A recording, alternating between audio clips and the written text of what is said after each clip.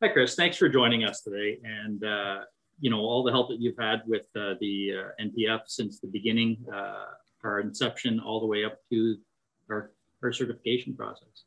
Thanks, Dennis. It's been a fun ride. Our members, as you know, are extremely concerned about what's happening with collective bargaining. And one of the biggest pieces for them is we've been without any type of contract since 2017. What are the likelihood or the chances of any type of retroactivity as 2017, we're now into 2021?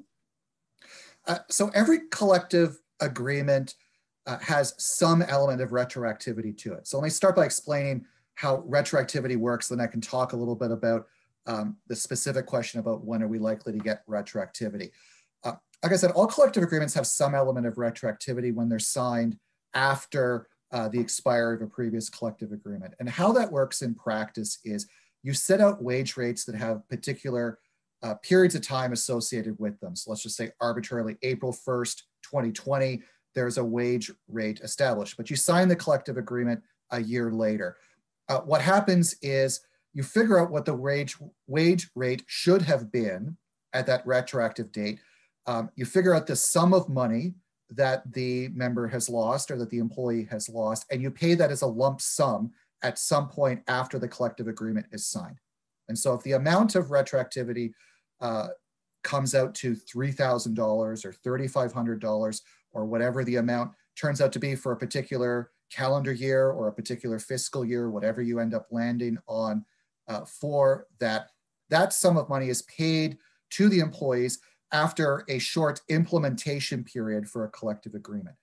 Collective agreements in the federal public administration are supposed to have an implementation period of 90 days after they are signed.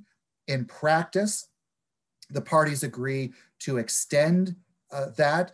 In the most current bargaining involving Treasury Board in the last 3 years or so, it has been extended to between 120 and 180 days to implement the collective agreement, so to change the wage rates and then to get the retro checks out to people.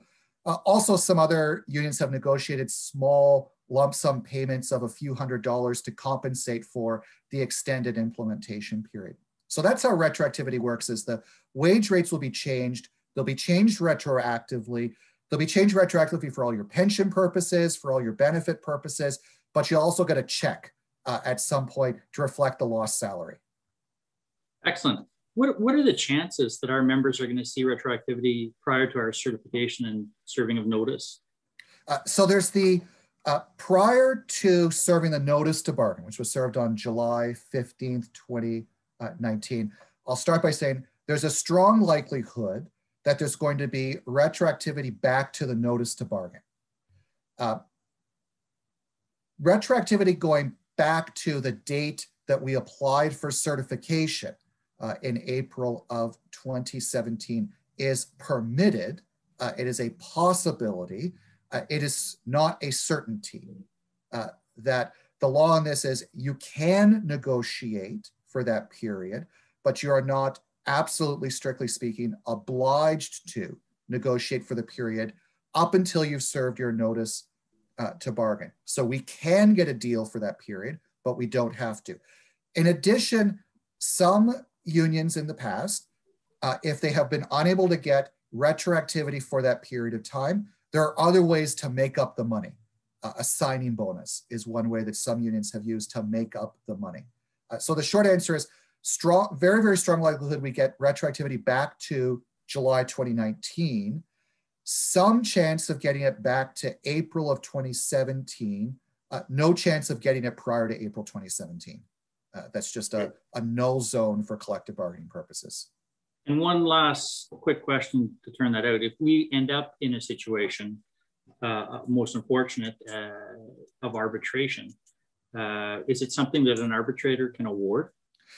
An arbitrator cannot award any change to a collective agreement that predates the notice to bargain. So you cannot get retroactive pay back before July 15th, 2019, but you can get other things in lieu of that, including signing bonuses. An arbitrator Perfect. Could award that. They just cannot award any change that predates July 15th, 2019. Perfect. Thanks, Chris. That's super information. I know our members will be extremely happy hearing all that and understanding a little bit more about how the process works. Thanks, Dennis.